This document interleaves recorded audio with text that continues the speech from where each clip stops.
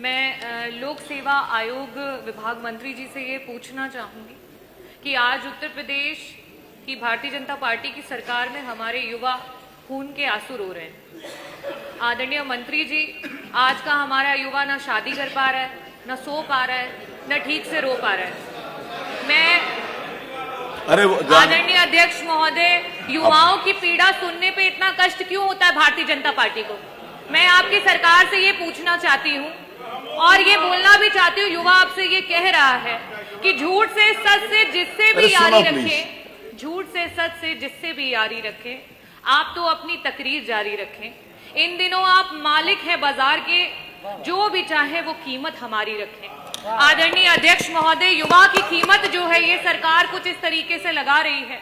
मैं माननीय मंत्री जी आपसे ये पूछना चाहूंगी कि आए दिन विज्ञापन जो आ रहे हैं लोकसभा आयोग के, उसमें जो रिक्तियां हैं उनकी जानकारियां गलत आ रही हैं।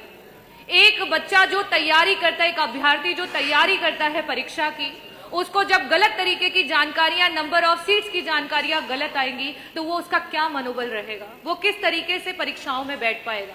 तो क्या सरकार, मेरा पहला प्रश्न ये है कि विभागों में कुल कितने पद रिक्त हैं और इन पदों को कब तक सरकार भरेगी? क्या इसका ब्यौरा आप पटल पे रखेंगे?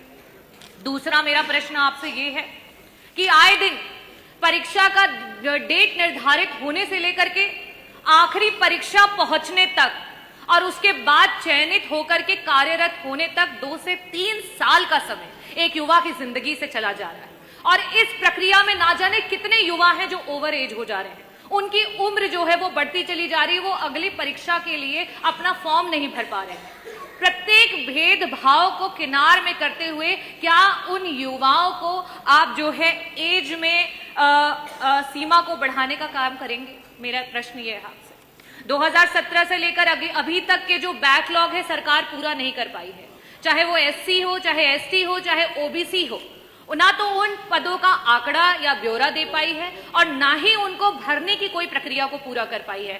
सरकार उन पदों की जो आंकड़े हैं उसको पटल पर रखेगी और कब तक उनको भरेगी, इसके बारे में पूछना चाहूंगी। जिस तरीके से आपका यूपीएससी एग्जाम कराती है, पुरानी सरकार समाजवादी पार्टी में जिस तरीके से परीक्षाएं हो रही थी, उस समय आपका माइग्रेशन इन रिजर्वेशन लागू होता था। आज इस समय ये हो चुका है कि एक दलित समाज का, एक ओबीसी समाज का, एक पिछड़े समाज का, एक आपका आदिवासी समाज का बच्चा जो आरक्षित वर्ग के बराबर के मार्क्स लेकर के आ रहा है, लेकिन उसको अनारक्षित वर्ग के मार्क्स को लेकर के आ रहा है, लेकिन उसको आरक्षित वर्ग में डाल दिया जा रहा है, जिसकी वजह से वो आगे की परीक्षाओं में नहीं बैठ पा रहा है। क्या पुरानी सरकारों की तरह आप उसको लागू करेंगे? और मेरा लास्ट का, क्योंकि पारदर्शिता बहुत जरूरी है, इस समय नॉर्मलाइजेशन और स्केलिंग जो है वो खत्म हो चुकी है, अंक बच्चों के दिखाई नहीं पड़ रहे हैं। क्या सरकार इसको पारदर्शिता से लागू करेगी? बहुत बहुत आभार।